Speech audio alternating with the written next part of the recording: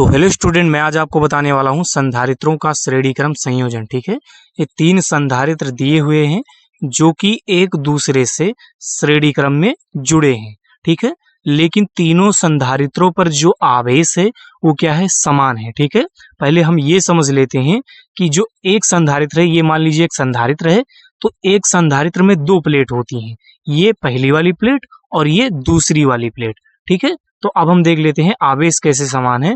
तो इस पहले संधारित्र पर आवेश क्या है, प्लस क्यू माइनस क्यू। ठीक है, और दूसरे पर भी क्या है, प्लस क्यू माइनस क्यू। तीसरे वाले संधारित्र पर भी प्लस क्यू माइनस क्यू। इसका मतलब क्या हुआ कि तीनों संधारित्रों पर जो आवेश है वो क्या है, समान है। ठीक है, और ये सी क्या है, तो ये सी संधारित्र की धारिता है। ठीक है, धारिता को हम किससे लिखते हैं, सी से लिखते हैं। तीनों संधारित्रों पर जो आवेश होगा वो समान होगा, लेकिन जो विभवांतर होगा वो अलग अलग होगा।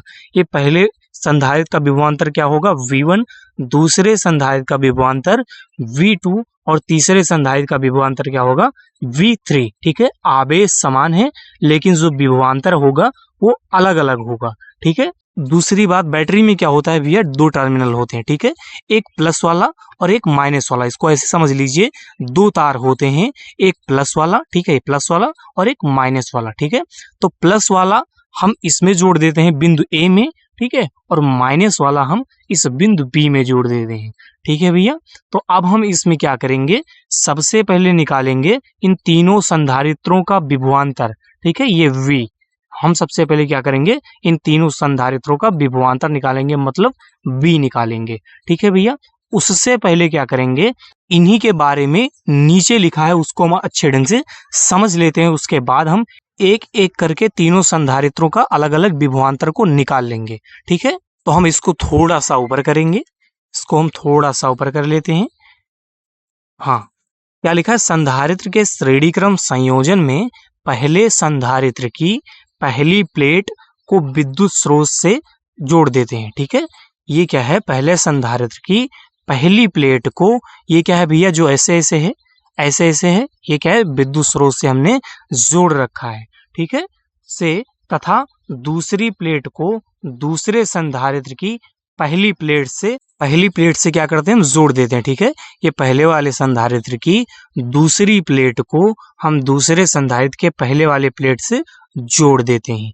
ठीक है, फिर दूसरे संधारित्र के दूसरे प्लेट, ठीक है, ये दूसरा वाली संधारित्र है, तो दूसरा वाला संधारित्र का ये दूसरा प्लेट, ठीक है, दूसरे प्लेट को, इसको थोड़ा ऊपर करते हैं, तीसरे संधारित्र की पहली प्लेट से जोड़ देते हैं। ठीक है, ये जो दूसरा वाला संधारित्र है, दूसरे वाले संधारित्र के दूसरे प्लेट को तीसरे वाले संधारित्र के ये पहले वाले प्लेट से क्या करते हैं, देख लीजिए, जोड़ रखे हैं। ठीक है, या जोड़ देते हैं। ठीक है, इसको हम थोड़ा सा ऊपर करेंगे। अब क्या लिखा है भैया, लिखा है तथा तीसरे संधारित्र की दूसरी प्लेट को पृथ्वी से जोड़ देते हैं। ठीक है, ये जो तीसरा वाला संधारित्र है, इसके दूसरे प्लेट को हम क्या करते हैं, ये पृथ्वी से कनेक्ट कर देते हैं, मतलब जोड़ देते हैं। ठीक है, अब हम क्या करेंगे, अलग अलग विभवांतर निकालेंगे। पहले संधारित्र का विभवांतर V1 है, तो हम पहले V1 को निकालेंगे, फिर V2 को निकालेंगे, फिर V3 को निकालेंगे। ठीक है, हम इस B का मान कैसे निकालेंगे, ठीक है, उससे पहले हमें धारिता का फॉर्मूला पता होना चाहिए। ठीक है, धारिता का फॉर्मूला क्या होता है, C बराबर Q अपान का V होता है। ठीक है, तो हमें क्या चाहिए, V, विभवांतर। ठीक है, इस B को चाहिए, तो हमें इस B को चाहिए, तो इसको हमें आगे लाना पड़ेगा। ठीक है, तो आगे लाने से पहले क्या करेंगे, यहाँ पर हम नीचे 1 मान लेते हैं। ठीक है भैया, मुझे कोई जल्दी नहीं है, बस बेशक आपके समझ में आ जाए। ठीक है भैया, इसको हम कैंची गुणा करेंगे सबसे पहले। ठीक है, तो इससे गुणा हो जाएगा, तो क्या होगा, CV। ठीक है, बराबर, उसके बाद Q से 1 को गुणा करेंगे, तो Q इकन्ना कितना हो जाएगा, Q हो जाएगा। ठीक है, उसके बाद क्या होगा, हमें क्या चाहिए, V, तो B को लिखा रहने देते हैं, उसके बाद बराबर, और इधर Q पहले से ही है। ठीक है, अब ये क्या है, B के गुणे में C है। ठीक है, तो जब हम इस C को बराबर के इस तरफ लेके आएंगे, ठीक है, Q के साइड में, तो ये बटे में हो जाएगा, तो अपान का C। ठीक है, तो B बराबर क्या हो जाएगा, Q अपान का C हो जाएगा। ठीक है, अब हम इसी फॉर्मूले से ये V का मान हम निकालेंगे। ठीक है, तो अब हम थोड़ा लिख लेते हैं भैया।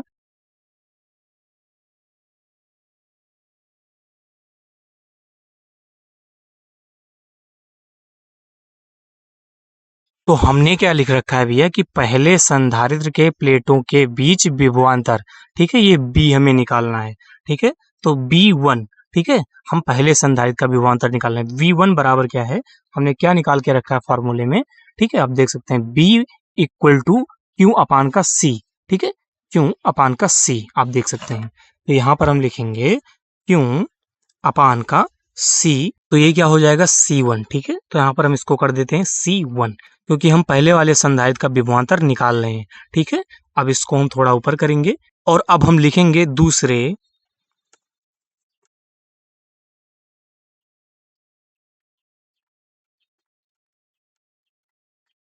तो अब हमने क्या लिखा, दूसरे संधारित्र के प्लेटों के बीच विभवांतर, ठीक है। ये दूसरे वाले संधारित्र के प्लेटों के बीच ये जो B2 है ये क्या है, विभवांतर है। अब हम इसको निकालेंगे, लिखेंगे भैया V2 बराबर Q अपान का C2, ठीक है भैया। मैं आपको दिखा देता हूं, ये क्या है C2, ठीक है। दूसरे वाले संधारित्र की धारिता C2 का विभवांतर क्या हो जाएगा, V2, ठीक है, ठीक है। अब हम फिर लिखेंगे भैया तीसरे,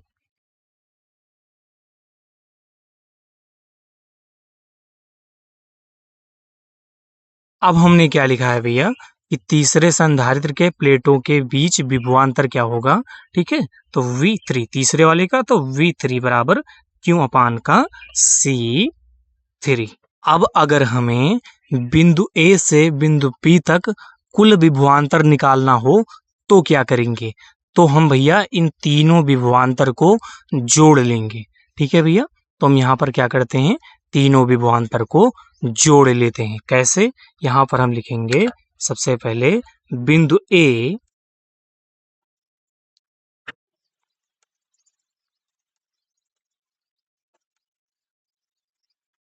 तो अब हमने क्या लिखा, बिंदु A व B के बीच कुल विभवांतर, ठीक है। तो हमें कुल विभवांतर को निकालने के लिए हम इन तीनों विभवांतरों को क्या करेंगे, जोड़ लेंगे, ठीक है भैया। क्योंकि आप देख सकते हैं क्या है, बिंदु A से बिंदु B तक क्या है, B1 B2 B3, इन तीनों को हम क्या करेंगे, जोड़ लेंगे, तो कुल विभवांतर हमें पता चल जाएगा, ठीक है। तो यहाँ पर हम लिखते हैं B equal to B1 plus का V2 प्लस का V3, ठीक है।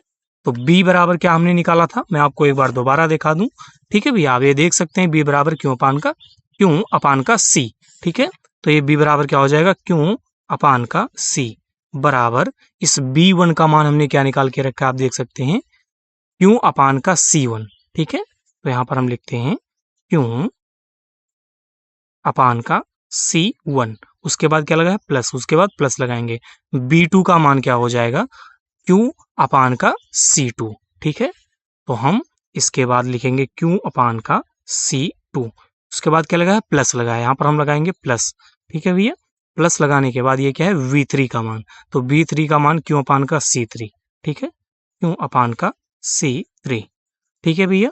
अब हम क्या करेंगे, आप इसमें एक चीज नोटिस कर सकते हैं, ये जो आवेश है वो क्या है, समान है, ठीक है। जो कि मैंने पहले ही आपको बता दिया था कि जो तीनों संधारित्रों पर आवेश होगा वो क्या होगा, समान होगा, ठीक है। अब मैंने आपको ऐसे बताया था और आप ऐसे भी देख लीजिए, ठीक है, कि तीनों संधारित्रों पर जो आवेश है वो क्या है, समान है, ठीक है भैया। यहाँ पर हम लिखते हैं Q अपान का C बराबर, यहाँ पर क्या हो जाएगा, Q तीनों में समान है तो हम इसको कॉमन ले लेते हैं, बाहर निकाल लेते हैं, तो इसको हम बाहर कर देते हैं भैया।